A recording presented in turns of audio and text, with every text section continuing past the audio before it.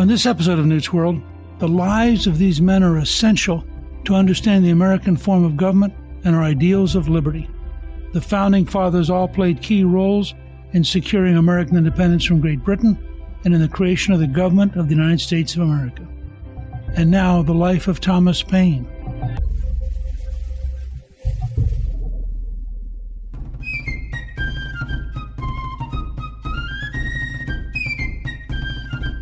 As a young person, Patrick Henry accompanied his mother to sermons given by evangelical Presbyterian Samuel Davies, whose oratorical skills had a strong influence on him. Remember, this was during the Great Awakening, a period of enormous Protestant revivalism, which had a deep impact, grew in part out of the work of the Wesley brothers, the founding of the Methodist Church, and the whole notion of individuals approaching God outside of the established religions, whether Anglican or Catholic. It became an enormously deep emotional power, both in Britain and in the United States. And Patrick Henry was influenced by Samuel Davies, both in his religion, but also in rhetorical skills, in the ability to weave words so that they had a magic effect. He was the second son of John Henry, a Scottish-born planter, and Sarah Winston Syme, a young widow from a prominent family. He was born on May 29, 1736, in Hanover County, Virginia. Back then, Hanover County was pretty close to the frontier.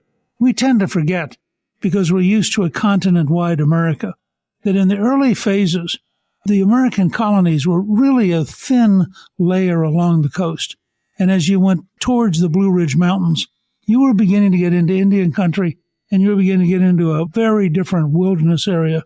So a lot of these folks who grow up not exactly on the frontier, but near enough to the frontier to be vividly aware of it.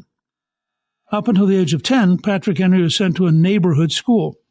Then his father opened a grammar school in his own house, and Henry started to attend and learn under his father. At the age of 15, Henry began working as a clerk for a local merchant. And let me say, by the way, I think we'd be a lot better off to have a lot of young people who are sitting around or standing around on street corners actually having a job. I think that in many ways, our effort to avoid children working too early has meant that all too many children don't work at all. But people like Patrick Henry, or for that matter, Benjamin Franklin, started young, grew and learned, and became important people. A year later, in 1752, Henry and his older brother opened their own shop. However, it failed. But nonetheless, notice that at 16 years of age, he's out there as an entrepreneur. At the age of 18, Henry married 16-year-old Sarah Shelton, whose dowry included a 600-acre farm. Not a bad deal. His first attempt as a planter ended when a fire destroyed his house in 1757. He attempted to open a store for a second time, and it was again unsuccessful. Sometimes some of our greatest leaders have been people who weren't exactly have their greatest strengths in running a store. In fact, remember that Lincoln ends up with a partner and goes broke as a young man and spends years paying off the debt. By 1760, near Patrick Henry's 24th birthday, after all his previous attempts at making a living failed, Henry decided to become a lawyer.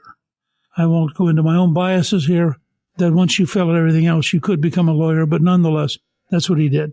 Henry was barely prepared, but managed to persuade the panel of Virginia attorneys that he was smart enough to obtain admission to the bar. Remember, back then, you didn't have the formal educational structure and the formal test that you had to pass in order to become a lawyer. You usually read under other lawyers, learned from them, and then at some point were judged to be capable of representing the law on your own.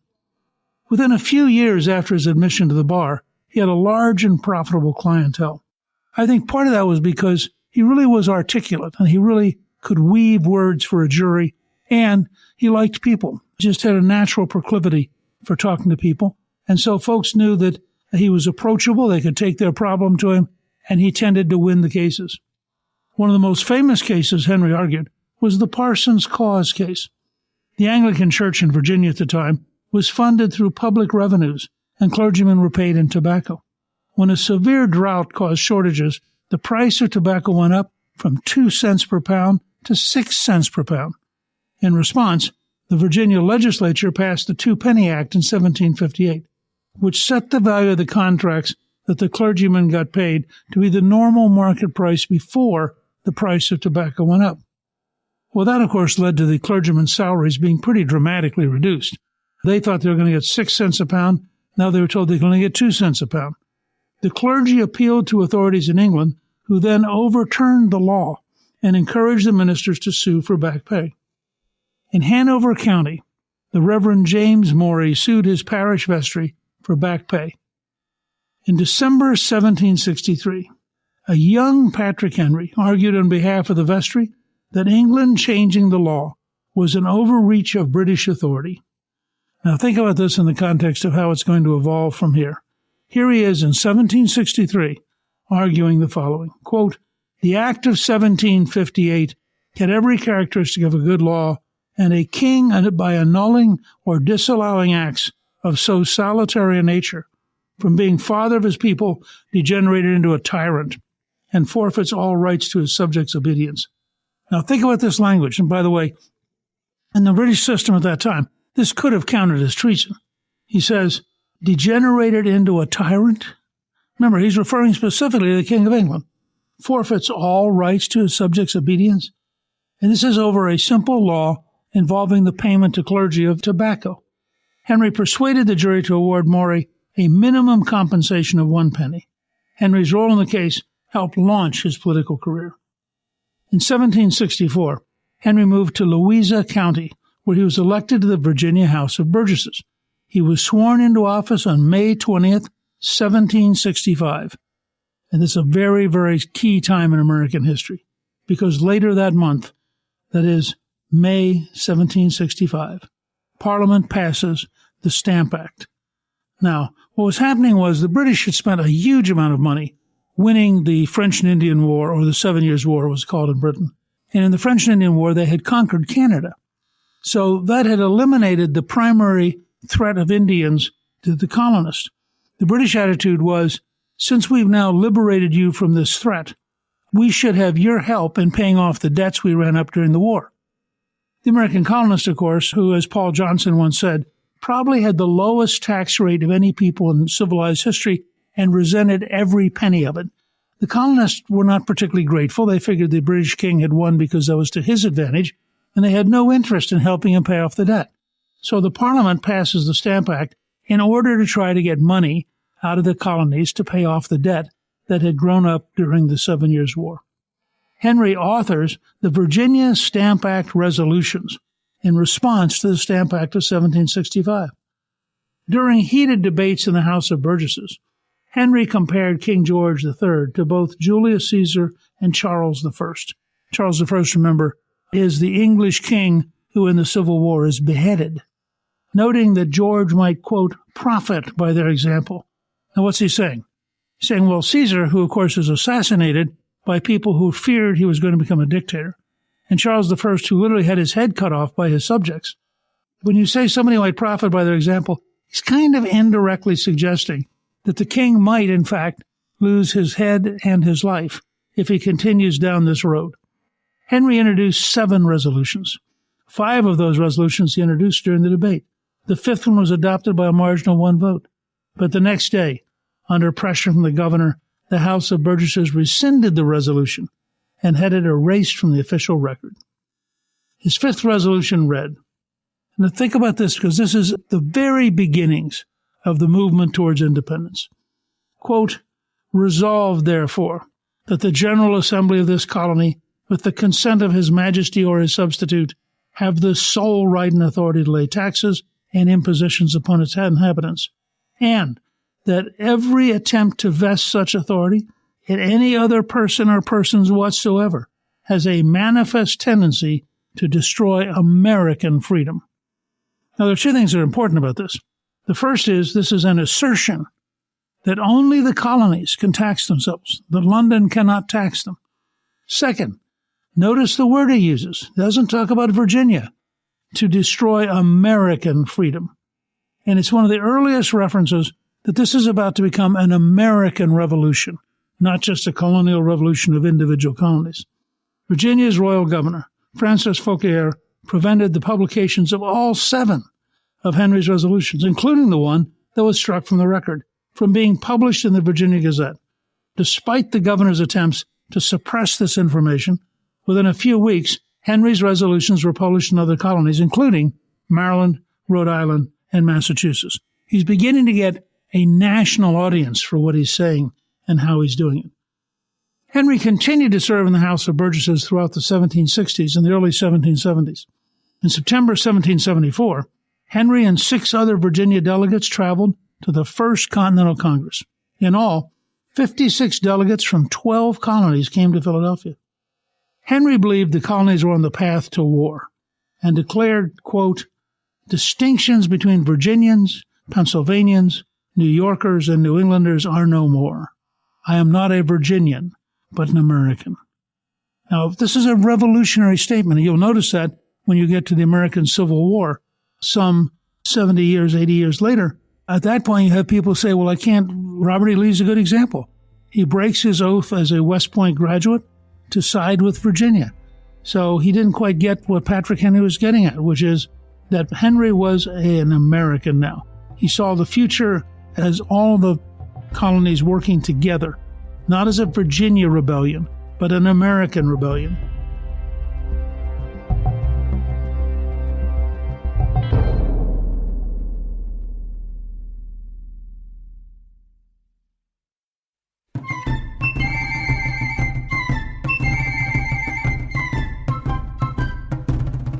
During their session in Philadelphia in this First Continental Congress, the group agreed to boycott British goods within the colonies as a sign of protest. They also called for an end to exports to Great Britain the following year if the intolerable acts were not repealed. By the way, as a great example of good word use, the acts were intolerable. Now, who's going to be for an intolerable act? While he attended the First Continental Congress, Henry cared for his sick wife. Sarah Henry became depressed and violent after the birth of their 6th and last child in 1771. Rather than moving his wife to an institution, Henry kept her at home, and she was cared by an enslaved servant. She died in early 1775. On March 23, 1775, at St. John's Church in Richmond, Henry spoke at the Second Virginia Convention in response to interference of the Royal Navy brought in from the King's appointed governor, Lord Dunmore. Henry had discussed the need to form armed militias in Virginia in case British troops attempted to control the area. And this is an important note about the American Revolution. It is the existence of armed militias which enables the Americans to stand up to the British. If they had not had armed militias, the British would have crushed them easily. And that's why they wrote in the Second Amendment on the right to bear arms, because they understood the difference between an armed citizenry and a disarmed citizenry. It's not exactly known what Henry said during the meeting, but years later, biographer William Wirt in 1817 reconstructed the speech based on recollections of Thomas Jefferson and others in attendance. The end of Wirt's recollection ended with the famous "Give me liberty or give me death" line, but it's actually unknown if Henry actually said it. And that's pretty much drawing a line. Wirt's recollection of speech is this, quote, "No man thinks more highly than I do of the patriotism as well as abilities of the very worthy gentlemen who have just addressed the House. But different men often see the same subject in different lights, and therefore I hope it will not be thought disrespectful to those gentlemen if, entertaining as I do opinions of a character very opposite to theirs, I shall speak forth my sentiments freely and without reserve. This is no time for ceremony. The question before the House is one of awful moment to this country. For my own part, I consider it as nothing less than a question of freedom or slavery, and in proportion to the magnitude of the subject ought to be the freedom of the debate. It is only in this way that we can hope to arrive at truth and fulfill the great responsibility which we hold to God and our country. Should I keep back my opinions at such a time, through fear of giving offense? I should consider myself as guilty of treason towards my country, of an act of disloyalty toward the majesty of heaven, which I revere above all earthly kings. Mr. President, it is natural to a man to indulge in the illusions of hope. We are apt to shut our eyes against a painful truth and listen to the song of that siren till she transforms us into beasts. Is this the part of wise men, engaged in a great and arduous struggle for liberty? Are we disposed to be of the number of those who, having eyes, see not, and having ears hear not the things which so nearly concern their temporal salvation? For my part, whatever anguish of spirit it may cost, I am willing to know the whole truth, to know the worst, and to provide for it. I have but one lamp by which my feet are guided, and that is the lamp of experience. I know of no way of judging of the future but by the past. And judging by the past, I wish to know what there has been in the conduct of the British ministry for the last 10 years to justify those hopes with which gentlemen have been pleased to solace themselves in the House. Is it that insidious smile with which our petition has been lately received? Trust it not, sir. It will prove a snare to your feet. Suffer not yourselves to be betrayed with a kiss. Ask yourselves how this gracious reception of our petition comports with those warlike preparations which cover our waters and darken our land. Are fleets and armies necessary to a work of love and reconciliation? Have we shown ourselves so unwilling to be reconciled that force must be called in to win back our love? Let us not deceive ourselves. These are the implements of war and subjugation, the last arguments to which kings resort. I ask, gentlemen, sir, what means this martial array, if its purpose be not to force us into submission? Can gentlemen assign any other possible motive for it? Has Great Britain any enemy in this quarter of the world to call for all this accumulation of armies and navies? No, sir, she has none. They are meant for us. They can be meant for no other. They are sent over to bind and rivet upon us those chains which the British ministry have been so long forging. And what have we to oppose them? Shall we try argument? Sir, we have been trying that for the last 10 years. Have we anything new to offer upon the subject? Nothing. We've held the subject up in every light of which it is capable, but it has been all in vain. Shall we resort to entreaty and humble supplication? What terms shall we find which have not been already exhausted? Let us not, I beseech you, sir, deceive ourselves. Sir, we have done everything that could be done to avert the storm which is now coming on. We have petitioned. We have remonstrated. We have supplicated. We have prostrated ourselves before the throne and have implored its interposition to arrest the tyrannical hands of the ministry and Parliament. Our petitions have been slighted. Our remonstrances have produced additional violence and insult. Our supplications have been disregarded, and we have been spurned with contempt from the foot of the throne. In vain after these things may we indulge the fond hope of peace and reconciliation. There is no longer any room for hope. If we wish to be free, if we mean to preserve inviolate those inestimable privileges for which we have been so long contending, if we mean not basely to abandon the noble struggle in which we've been so long engaged, in which we have pledged ourselves never to abandon until the glorious object of our contest shall be obtained, we must fight. I repeat it, sir, we must fight. An appeal to arms and to the God of hosts is all that is left us. They tell us, sir, that we're weak, unable to cope with so formidable an adversary. But when shall we be stronger? Will it be the next week or the next year? Will it be when we are totally disarmed and when a British guard shall be stationed in every house? Shall we gather strength by irresolution and inaction? Shall we acquire the means of effectual resistance by lying supinely on our backs and hugging the delusive phantom of hope until our enemies have bound us by hand and foot? Sir, we are not weak if we make a proper use of those means which the God of nature hath placed in our power. The millions of people, armed in the holy cause of liberty, and in such a country as that which we possess, are invincible by any force which our enemy can send against us. Besides, we shall not fight our battles alone. There is a just God who presides over the destinies of nations, and who will raise up friends to fight our battles for us. The battle, sir, is not to the strong alone. It is to the vigilant, the active, the brave. Besides, sir, we have no election. If we were base enough to desire it, it is now too late to retire from the contest. There is no retreat but in submission and slavery. Our chains are forged. Their clanking may be heard on the plains of Boston. The war is inevitable. And let it come. I repeat it, sir, let it come. It is in vain, sir, to extenuate the matter. Gentlemen may cry, peace, peace, but there is no peace. The war has actually begun. The next gale that sweeps from the north will bring to our ears the clash of resounding arms. Our brethren are already in the field. Why stand we here idle? What is it the gentlemen wish? What would they have? Is life so dear, or peace so sweet, as to be purchased at the price of chains and slavery? Forbid it, Almighty God. I know not what course others may take, but as for me, give me liberty or give me death. Now, I'll tell you, if you stand in that church, the very same church he stood in, and you read that out loud, you will have chills. You will realize what a historic, amazing moment this was, and what an extraordinary leader and great orator he was. The convention passed the resolution to form militias to defend Virginia. Virginia's royal governor, John Murray, dispatched a company of Marines to seize the colony's munitions days after British soldiers marched towards Lexington and Concord for exactly the same purpose. The raid angered the Virginias, and Henry led his militia company towards Williamsburg to demand compensation for the stolen gunpowder.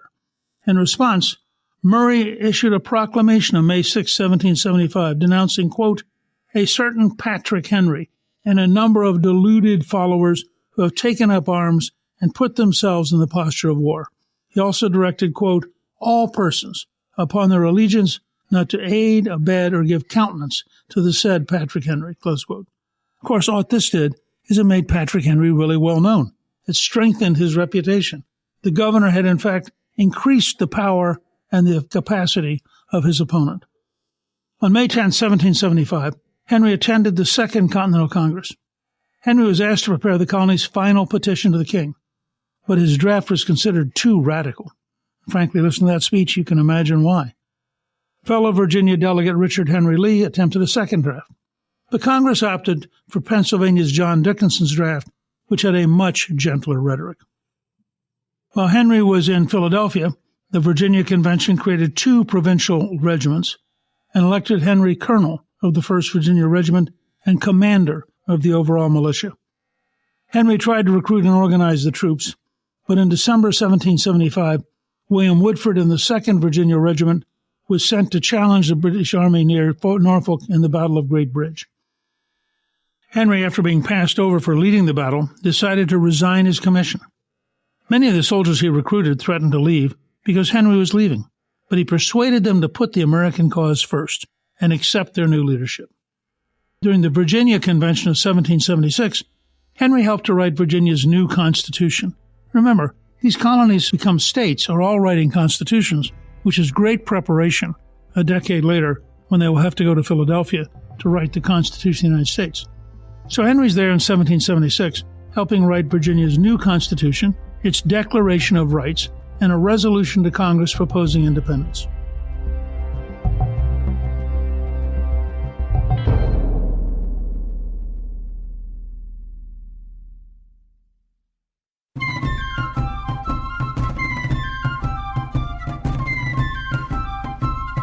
On June 29, 1776, Henry was chosen as the first governor of Virginia.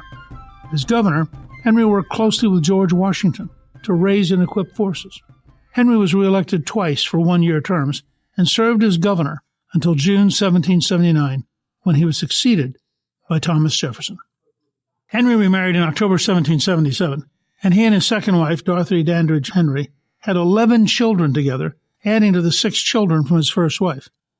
In 1779, Henry was elected to the Virginia House of Delegates. During this time, Virginia politicians were split into 2 factions, anti-federalist and federalist. That is, one side wanted to have a federal government, the United States. The other side wanted to strengthen the states and called themselves the anti-federalists because they didn't want a strong central government. They wanted to continue the Articles of Confederation, which were very weak and which really reposed power in each individual state. Henry often found himself in opposition to James Madison over the separation of church and state. James Madison and Thomas Jefferson advocated strict separation of church and successfully pushed for the Virginia Statute for Religious Freedom. Henry, on the other hand, advocated for state support for religious teachers. As governor of Virginia, he introduced a plan for a tax to support Christian teachers, a plan that was vividly opposed by Madison and Jefferson. Madison took this opportunity to rally support for Jefferson's bill for establishing religious freedom, and since Henry was denied a vote in the legislature since he'd been elected governor, the bill passed. Henry and Madison also differed in what role the federal government should play. In 1785, Henry pushed to strengthen the Articles of Confederation. He told Madison to sketch out some plan for giving greater powers to the federal government, and he would support it on the floor. Madison, however, pushed for a much more centralized national government. So where Henry wanted to strengthen the Articles of Confederation, Madison wanted to replace them. Henry was elected but refused to attend the Constitutional Convention of 1787, where the Articles of Confederation were supposed to be revised. But in an amazing coup d'etat, by the way, the Constitutional Convention decided they would replace the Articles, not revise them. When Washington sent him a copy of the Constitution and asked him to support it, Henry expressed concerns, writing to Washington on October 19, 1787, quote, "I have to lament that I cannot bring my mind to accord with the proposed Constitution. The concern I feel on this account is really greater than I am able to express. Perhaps mature reflection may furnish me with reasons to change my present sentiments into a conformity with the opinion of those personages for whom I have the highest reference." In other words, Henry found himself in the awkward position of turning down his fellow Virginian and the first great American, George Washington. But he did turn him down. During the Virginia Convention of 1788, aimed at ratifying the Constitution, Henry and George Mason led the Anti-Federalists in debate against the plan, saying, and this is very important because you need to remember, this wasn't automatic. It was not inevitable that we were going to end up with a centralized government and with a Constitution of the United States as opposed to a confederation of the individual states. So Henry and Madison wrote, quote, "What right had they to say, 'we the people'? Who authorized them to speak the language of 'we the people' instead of 'we the states'? If the states be not the agents of this compact, it must be one great consolidated national government. I am not free from suspicion. I am apt to entertain doubts. I arose yesterday to ask a question which arose in my own mind. When I asked the question, I thought the meaning of my interrogation was obvious. The fate of this question in America may depend on this. Have they said, 'we the states'? Have they made a proposal of a compact between states? If they had, this would be a confederation. It is otherwise, most clearly, a consolidated government. The question turns, sir, on that poor little thing, the expression, 'we the people', instead of the states of America. I need not take much pains to show that the principles of this system are extremely pernicious, impolitic, and dangerous. Is this a monarchy like England, a compact between prince and people, with checks on the former to secure the liberty of the latter? Is this a confederacy like Holland, an association of a number of independent states, each of which retain its individual sovereignty? It is not a democracy, wherein the people retain all their rights securely. Had these principles been adhered to, we should not have been brought to this alarming transition from a confederacy to a consolidated government. We have no detail of these great considerations which, in my opinion, ought to have abounded before we should recur to a government of this kind. Here is a revolution as radical as that which separated us from Great Britain.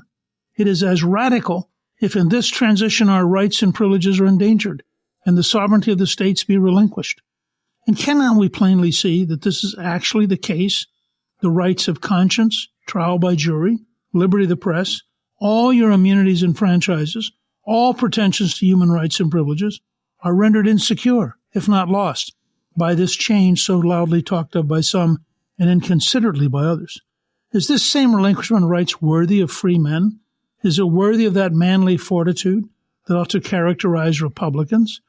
It is said 8 states have adopted this plan.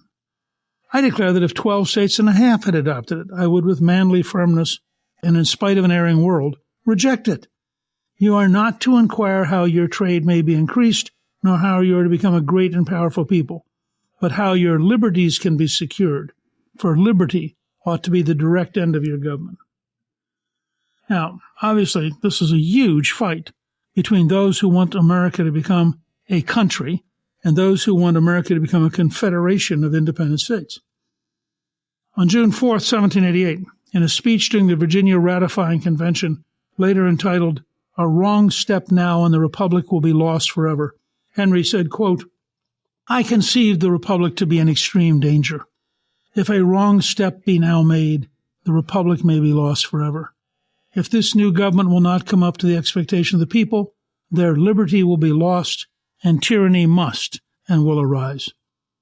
Henry was wary of the powers that the executive branch would have, saying during the Virginia Convention, quote, "If your American chief be a man of ambition and abilities, how easy is it for him to reduce himself absolute? The army is in his hands, and where is the existing force to punish him? Can he not, at the head of his army, beat down every opposition? What will then become of you and your rights? Will not absolute despotism ensure?" Despite this, Henry's opponents won over enough moderate anti-federalists to ratify the Constitution 89 to 79. But think about that. In the largest state, the central state that ultimately was the key to whether or not you could create a United States, the margin was 10 votes, 89 to 79. So even with Washington on the other side, even with Jefferson on the other side, there were still 79 Virginians who said no. In 1791, an ailing Henry retired from active politics. In 1793, Henry worked with John Marshall to defend a Virginia physician in a lawsuit by a British merchant house to recover pre-war debts.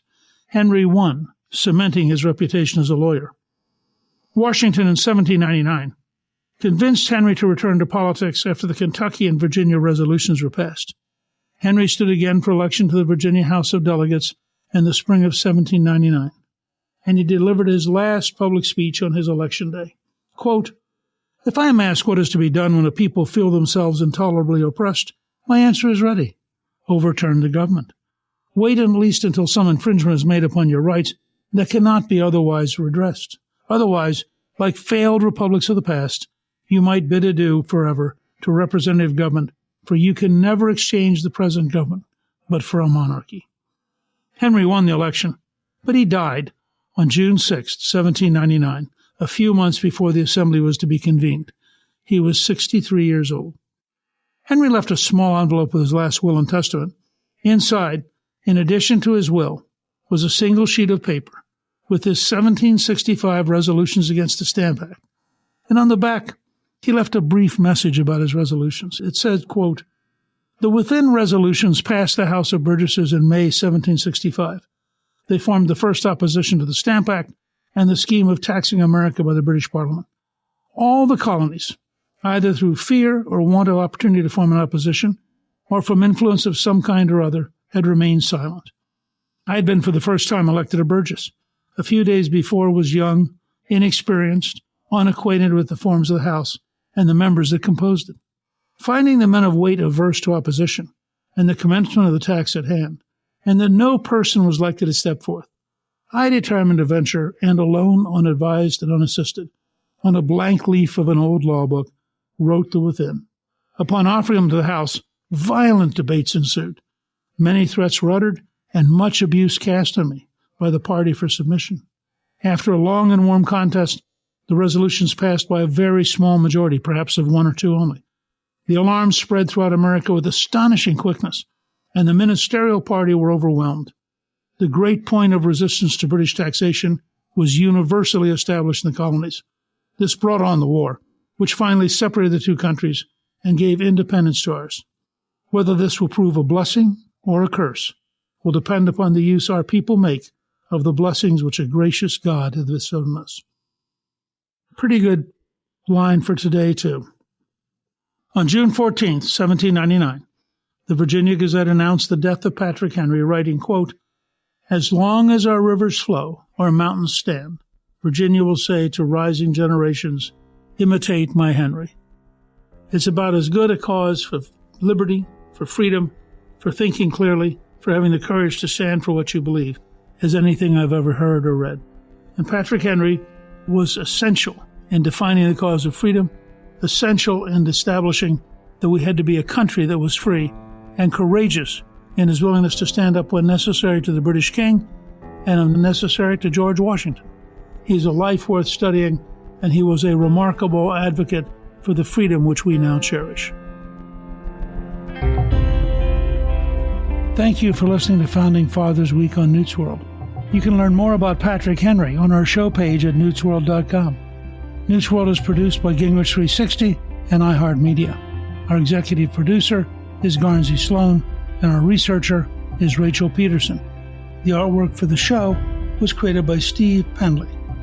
Special thanks to the team at Gingrich 360. If you've been enjoying Newt's World, I hope you'll go to Apple Podcast and both rate us with 5 stars and give us a review so others can learn what it's all about. Right now, listeners of Newsworld can sign up for my 3 free weekly columns at Gingrich360.com/newsletter. I'm Newt Gingrich.